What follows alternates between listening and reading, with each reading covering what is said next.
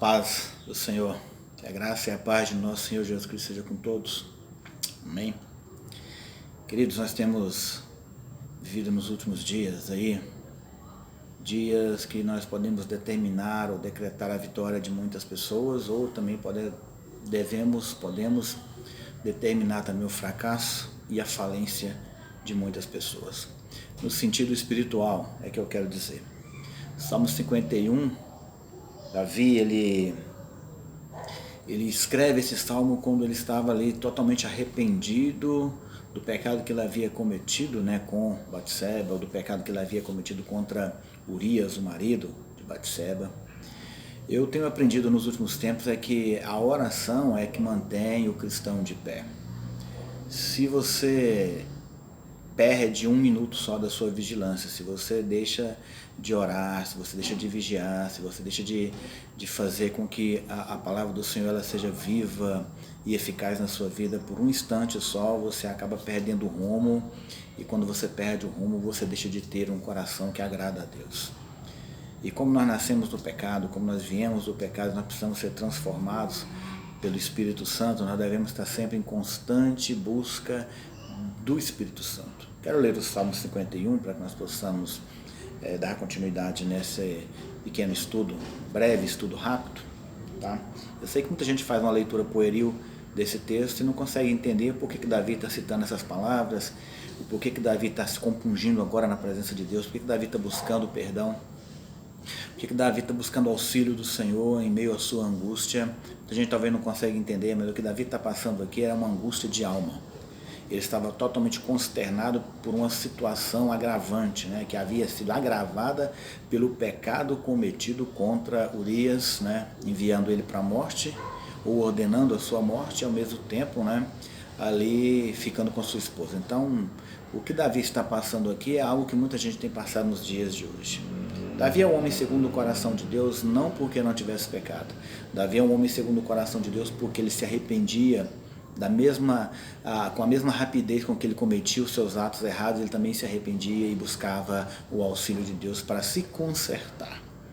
Então hoje nós temos visto muitos cristãos, líderes, pastores, pessoas que estão precisando ser transformadas pelo Espírito Santo nesse quesito, que precisam se arrepender dos pecados. O pecado ele é ruim, o pecado ele é mau, o pecado ele causa um dano muito grande na vida das pessoas, e nós precisamos nos arrepender, buscar perdão de Deus para que nós possamos alcançar êxito na nossa vida.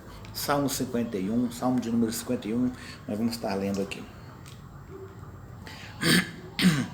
Compadece-te de mim, ó Deus, segundo a tua benignidade, e segundo a multidão das tuas misericórdias. Apaga as minhas transgressões. Lava-me completamente da minha iniquidade, purifica-me do meu pecado.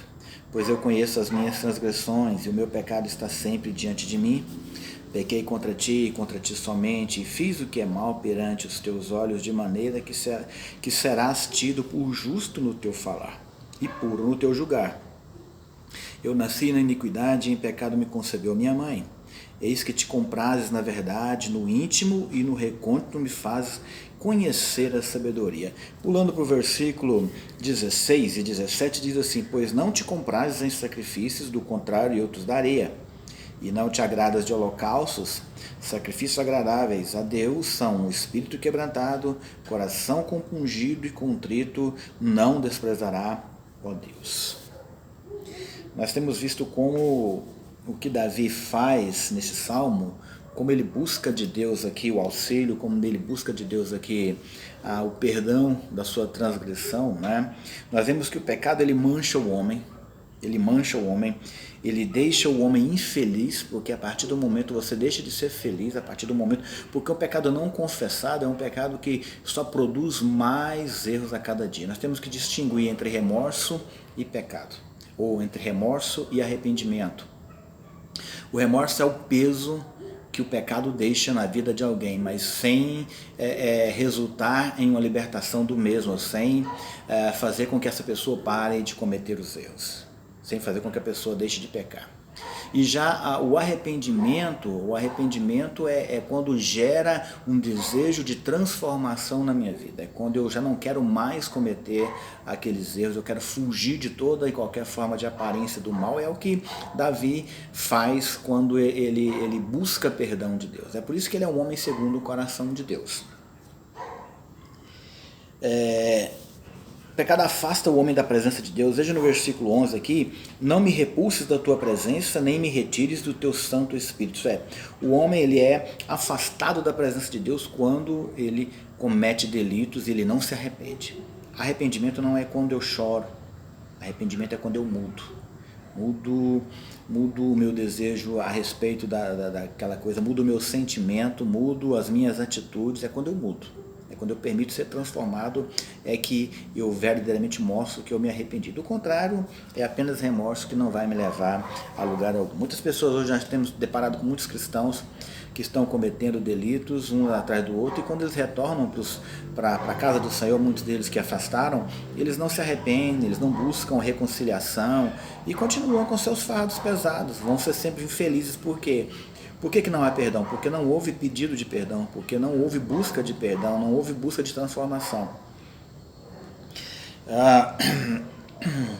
O pecado ele tira a paz e a alegria, conforme o versículo 12 diz assim: restitui-me a alegria da tua salvação e sustenta-me como espírito voluntário. Isso é, Davi havia perdido a sua alegria por causa do erro que ele havia cometido. Que na sua vida não esteja diferente. Se há pecado, que inflinja em nós a falta de alegria, para que nós possamos buscar o conforto somente em Deus, depois de nós termos sido perdoados, isso é, depois de nós nos termos arrependido e pedido perdão pelos nossos atos. Do contrário, nós vamos continuar do mesmo jeito. O pecado ele escandaliza o nome do Senhor. Deus fica escandalizado quando o homem que o serve comete os seus delitos. Ele não busca reparação, ele não busca reconciliação, ele não busca transformação. É necessário que você busque reparação pelo erro, é necessário que você busque reconciliação. E tem outra, a gente não justifica erro. Em momento algum nós podemos justificar o erro. O erro nós aceitamos que erramos. Nós não justificamos. Não precisa ficar, eu pequei porque eu sou fraco, eu pequei porque aquilo foi mais forte do que eu, porque alguém colocou na minha frente e coisa do tipo. Então a gente não adianta ficar pedindo, colocando a culpa, né, tentando arrumar uma justificativa para o nosso erro. Nós não podemos justificar, nós devemos nos arrepender e buscar reparação, buscar transformação do erro. E qual que é a reparação? A reparação é o pedido de perdão. Se eu peco contra meu irmão, eu peço perdão para o meu irmão. Se eu peco contra Deus, eu peço perdão para Deus. Mas se eu peco contra meu irmão, eu peço perdão para Deus e para o meu irmão. Porque eu pequei contra Deus em primeiro plano, porque eu peco contra meu irmão, estou pecando também contra Deus. Afeta o testemunho perante o mundo. Versículo 11 a 13. Então ensinarei aos transgressores os teus caminhos, e os pecadores se converterão a ti. Agora, como que um pecador, como que alguém está no erro, um erro conhecido, sem arrependimento, sem reparação desse mesmo, sem a demonstração, atitudes de transformação, como é que eu posso levar pessoas a Cristo para servir a Deus se eu mesmo não o faço? Então, houve um momento que Paulo chama a atenção de Pedro, porque Pedro, quando não havia nenhum judeu próximo assim, Pedro vivia com os gentios como se ele fosse gentil. E quando chegava um judeu, ele simplesmente voltava-se para o lado dos judeus e esquecia os gentios. E Paulo chama a atenção dele dizendo que, porque ele queria, ele chamava a atenção dos gentios para que eles fossem judeus. E Paulo diz para ele: você vive como gentil e quer que os gentios vivam como judeu? Isso é, como você pode exigir isso? Então nós precisamos buscar a reparação de Deus. O grande problema hoje das pessoas é não se arrepender do mal que cometem, dos erros que cometem, dos pecados que cometem, e não buscar a reparação, não buscar o conserto da situação, e é necessário. Se você não pediu perdão, peça.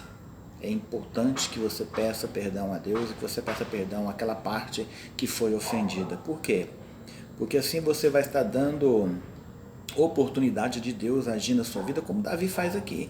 Ele fala acerca do sacrifício aceitável a Deus. O sacrifício para alguém que quer buscar, que alcança o perdão de Deus, é um sacrifício aceitável, é um coração contrito, compungido na presença de Deus, um espírito quebrantado, é alguém que busca transformação diante de Deus.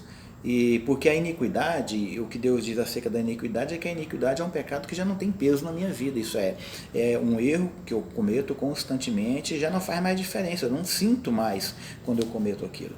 Isso é ruim, isso é iniquidade.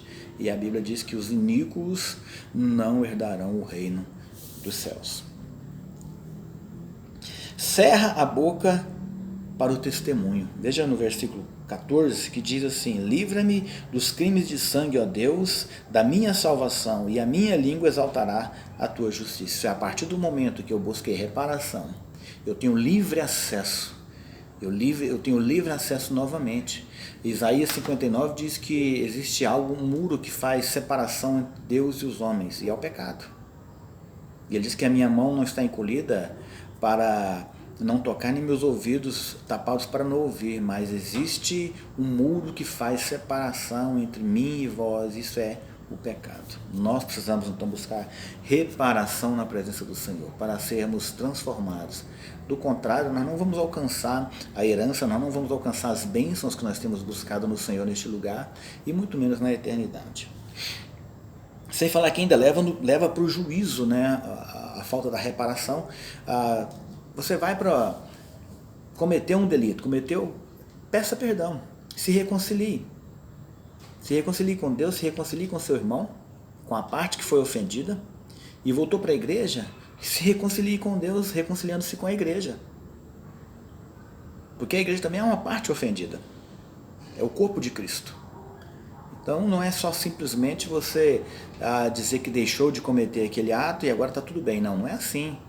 Nós só alcançamos perdão quando nós buscamos o perdão. Então, peça o perdão e se arrependa. É perdoado quando confessado honestamente. O grande problema das pessoas é que elas tentam ludibriar a Deus.